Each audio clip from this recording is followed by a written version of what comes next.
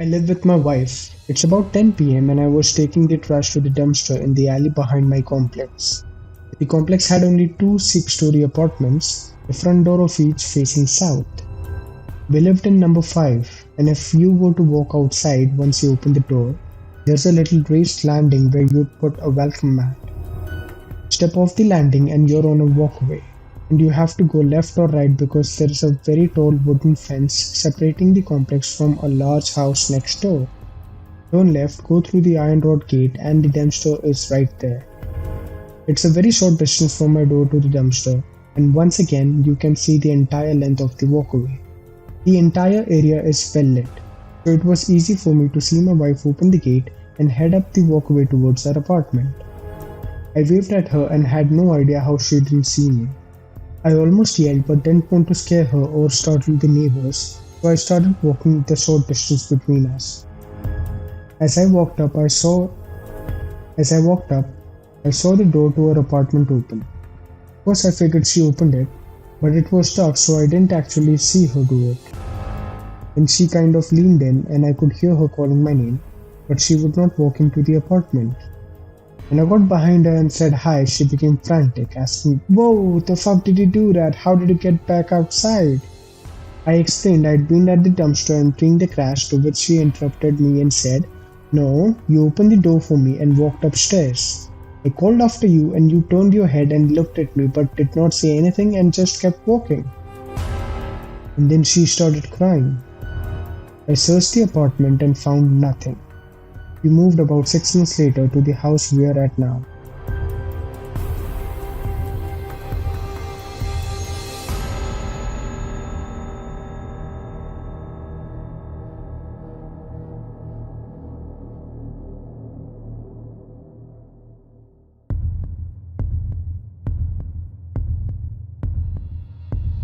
My childhood friend was about 15 and home alone over a long weekend while his parents were traveling. But on Saturday night, around 7 or 8 p.m., he was in his bedroom upstairs when he suddenly heard his mom call up the stairs to come and get dinner. He popped his head out of his room, confused as fuck, but no one was there. So he called back down. "Mom, are you home already?"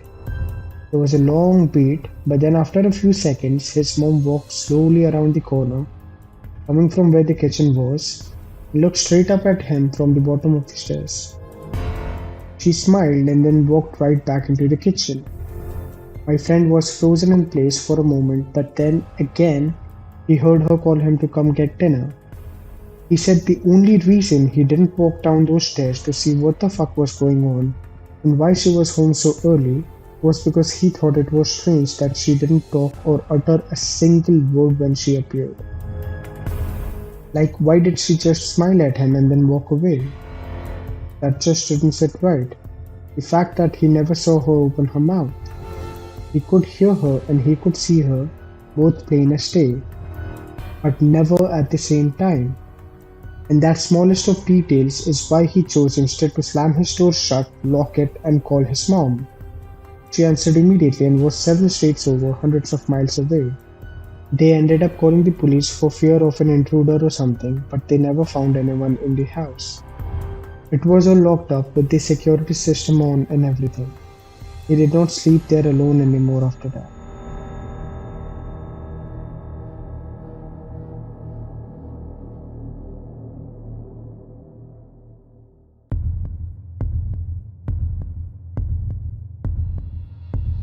When I was in high school, I worked as a courtesy clerk at Albertsons.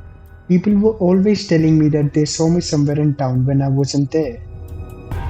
One day, when I got out of class at the end of school, I had to go straight to work. I wouldn't get home until just after 9 that night.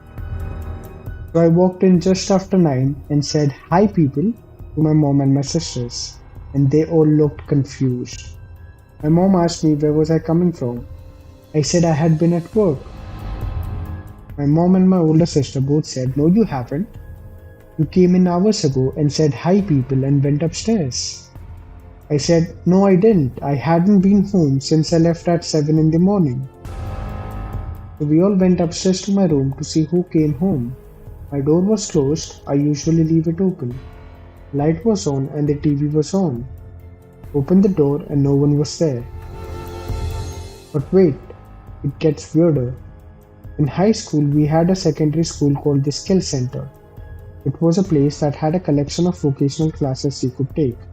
For instance, I took TV broadcasting, web designing, and forestry. One day, I was waiting for the bus to leave the Skill Center after my broadcasting class, and a teacher I never met ran up to me and said, Yoshiba, you need to come back to class. And I had never been in her class. But apparently I had been missing for the last few sessions. I tried to explain I wasn't in her class, but she did seem to know who I was.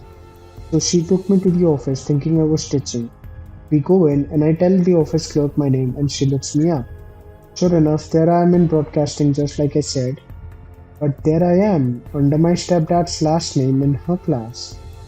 I went by both names. It was a bit confusing, but both names were relatively unique.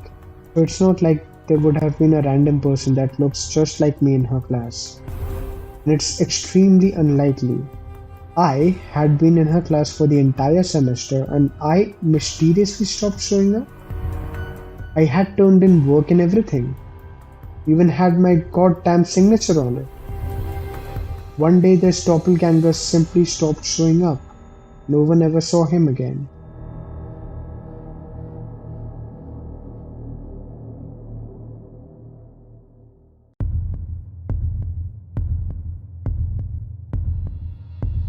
This happened to me when I was 6. I was in my bed sound asleep when I felt the mattress beside me slowly shift as someone was laying beside me. I opened my eyes and there was a fully grown adult woman beside me. She wasn't particularly scary, just normal looking, but she was a strange person in my bed. Of course, I opened my mouth to scream, but before I did, she put a finger to her lips as if to tell me to be quiet. Her eyes looked very frightened and she seemed to be silently pleading for me to be quiet. Of course, I screamed my guts out and I heard my parents getting up out of the bed. The strange woman just looked very sad. Her eyes were full of tears. Dad turned my bedroom light on and as soon as he did, she just wasn't there anymore. No sign of her at all. I slept in my parents' room that night. I was very scared, but even more so, I had a deep feeling of sadness. That was decades ago, but I still remember it clearly. I've had a few run-ins like that, different people though, never that same woman.